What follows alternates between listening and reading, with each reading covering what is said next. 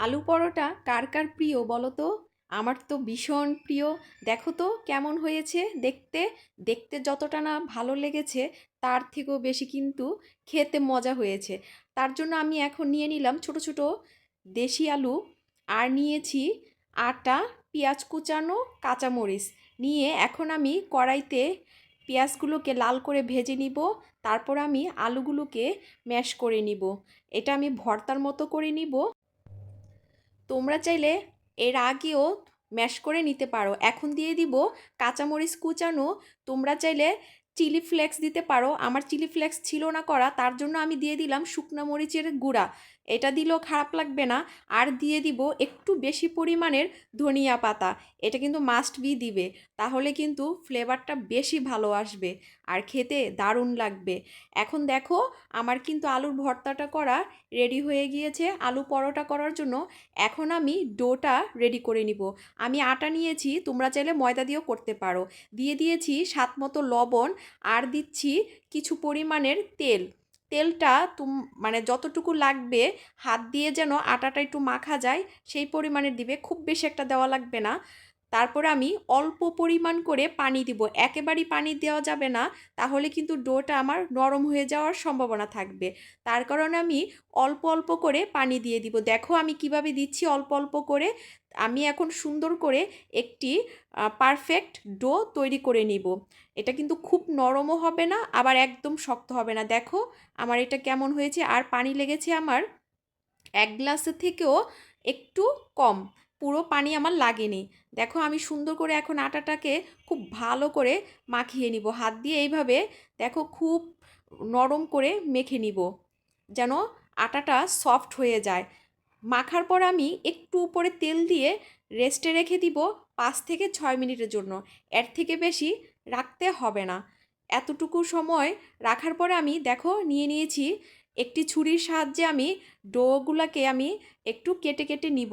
আমি যে কয় পিস করব সেই কয় পিস কেটে নিব।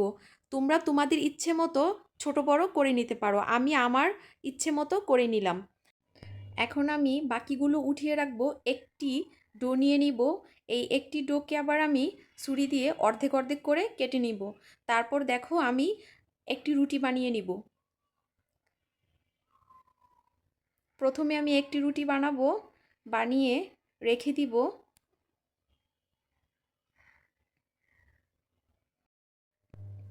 এখন আরেকটি বানিয়ে নিব। দুটো বানিয়ে তারপর হচ্ছে আমি আলু পরোটাটা রেডি করব। দেখো আমার কিন্তু দুটো রুটি বানানো হয়ে গিয়েছে। এখন আমি কি করব, আলুর ভর্তাটা আমি সুন্দর করে রুটির উপরে ছড়িয়ে দিব। দেখো কিভাবে দিচ্ছি। এখন আরেকটা যে রুটি বানিয়ে রেখেছি, তার চারপাশে একটু পানি দিয়ে তারপরে হচ্ছে ওই রুটিটার উপরে আমি অ্যাডজাস্ট করে দিব। আর হাত দিয়ে এইভাবে একটু চেপে চেপে দিবা, না হয় কিন্তু ভাজার সময় আলুর ভর্তাটা বের হয়ে যাওয়ার সম্ভাবনা থাকবে। আর ওইভাবে যদি কেউ করতে না চাও, তাহলে এভাবে করতে পারো। দেখো আমি কিভাবে করছি। এটা আরেকটা পদ্ধতি। এটা আসলে বলে বোঝানো যাবে না, দেখতে হবে। দেখে তারপরে দেখো কিভাবে করেছি। আর আলুর পরোটা কিন্তু একটু মোটা হয়, হ্যাঁ, থিকনেসটা একটু মোটা হয়। এগুলো এত বেশি পাতলা হয় না। একটা খাইলেই মনে করো পেট ভরে যায় এরকম। আর দেখো রুটির এর থেকে আর বেশি পাতলা করা যাবে না এটা, তাহলে কিন্তু আলুর ভর্তা বের হয়ে যাবে। আর ওই যে কালো কালো এগুলো ধনিয়া পাতা লেগেছিল। এই যে কড়াইতে ভাজতে দিয়ে দিলাম। প্রথমে আমি একটু ছেঁকে নিব হালকা, না হয় একটার সাথে একটা লেগে যাবে। তোমরা প্রথমে একটু ছেঁকে নিবে যদি অনেক বেশি পরিমাণের হয়। তো আমি ঘি দিয়া ভাজবো, তোমরা চাইলে এটা তেল দিয়া ভাজতে পারো। আমি ঘি দিয়ে ভাজতেছি। আর ঘি দিয়ে বাছলে এটা মানে ফ্লেভারটা অনেক বেশি আসে আর খেতে অনেক মজা লাগে।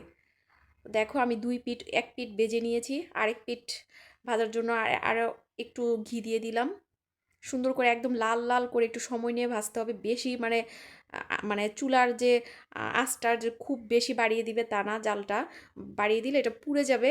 হ্যাঁ, একদম মিডিয়াম আঁচে আস্তে আস্তে সুন্দর করে তারপরে এটাকে এরকম লাল করে ভেজে নিতে হবে। দেখছো কিরকম হয়েছে দেখতে, কত সুন্দর হয়েছে। আর ঘি দিয়ে ভাজার কারণে কিন্তু গ্রানটা অনেক সুন্দর আসবে, খেতেও ভালো লাগবে বেশি। তো আমি আরেকটা ভেজে নিচ্ছি।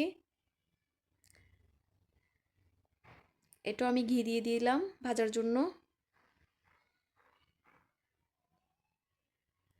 এই যে আমার এই রুটিটাও বানানো হয়ে গিয়েছে, দেখো কত সুন্দর হয়েছে। এখন খাবো। আর বাকি যে দুটো আছে এই দুটো লাগবে না, তার জন্য আমি এটা একটু ছেঁকে রেখে দিলাম ঠান্ডা করে। নর্মাল ফ্রিজে রেখে দিলে এটা 3 দিন তুমি রাখতে পারবে ফ্রিজে। এখন পরিবেশন করে খাবো। এটা আমি টমেটো সস দিয়ে খাই, খালিও খাওয়া যায়। খালি খেলেও ভালো লাগে, যেহেতু ভিতরে আলুর পুর দেওয়া, তো এটা এমনিই খেতে ভালো লাগে। আর টমেটো সস দিয়ে তো আরও বেশি ভালো লাগে। দেখো কতটা সুন্দর হয়েছে আর দেখতে কতটা লোভনীয়। ভিডিওটি ভালো লাগলে